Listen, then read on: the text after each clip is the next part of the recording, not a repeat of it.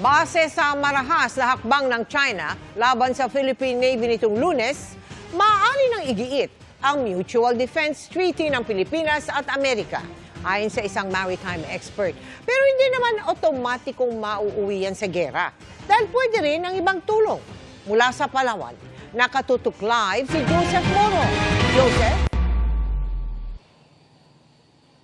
Mel, yan ay maituturing ng armed attack yung ginawa ng China Coast Guard sa mga sundalong Pilipino sa Ayungin Shoal at kaya may obligasyon na ang Amerika na tulungan ng Pilipinas sa ilalim ng Mutual Defense Treaty. Ayon yan kay maritime law expert Professor J. Batumbacal, pero hindi daw naman ibig sabihin yan ay gera na agad.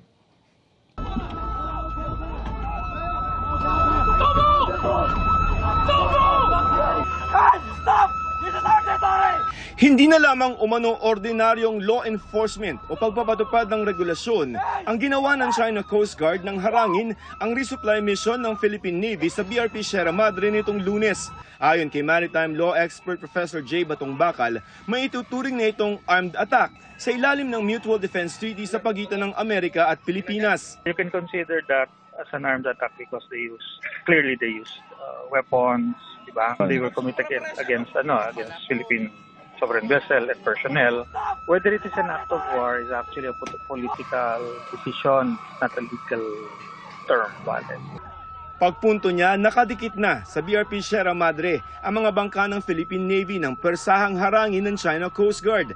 Dahil aktibong naval post ng Sierra Madre, may immunity na anya ito, gayon din ang mga bangkang dumikit na rito. Ibig sabihin, hindi ito dapat sinasampahan, iniinspeksyon at kinukuhanan ng mga gamit tulad ng bag na nakita sa video nito na sinungkit ng mga Chino mula sa isang bangkang inilayo sa BRP Sierra Madre. Naka-light body armor at helmet din ang mga China Coast Guard at may dalang mga kutsilyo, sibat, machete, palakol at mga baton. May malakas ding sirena at gumamit din sila ng nakabubulag na strobe lights. May sundalong Pilipino rin na naputulan ng hinlalaki. Lahat yan pwede aniyang argumento para masabing armed attack ang nangyari kaya kailangan ng umisip ng aksyon ng Pilipinas at Amerika sa ilalim ng gumaganang Mutual Defense Treaty. Paglilinaw niya, Just because you say you're invoking the MDT, that does not mean automatic gera na. Yun yung misconception ng mga tao eh. Masyadong simplistic. may iba pang pwedeng aksyon laban sa China sa ilalim ng MDT. Whether it's economic, diplomatic, political. Bali may obligation ng US na tulungan tayo ngayon. Anong klase tulong yon? Pag-usapan pa nila. Bukod sa mga armas, kinuha rin ng mga Chino ang mga cellphone at gamit ng mga sundalo na pinapasauli na ng AFP. Maaari rin daw maningil ng danyos ang Pilipinas para sa mga ninakaw at sinirang gamit ng China Coast Guard mula sa mga sundalong Pilipino.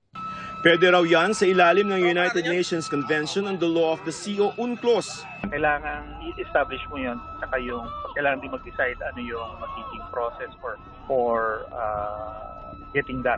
Nang tanungin ng media ang Chinese kung nasaan ang mga armas, sinabi nitong ginawa lamang nila ang mga kinakailangang hakbang na naaayon umano sa batas para pangalagaan ang kanilang sovereignty.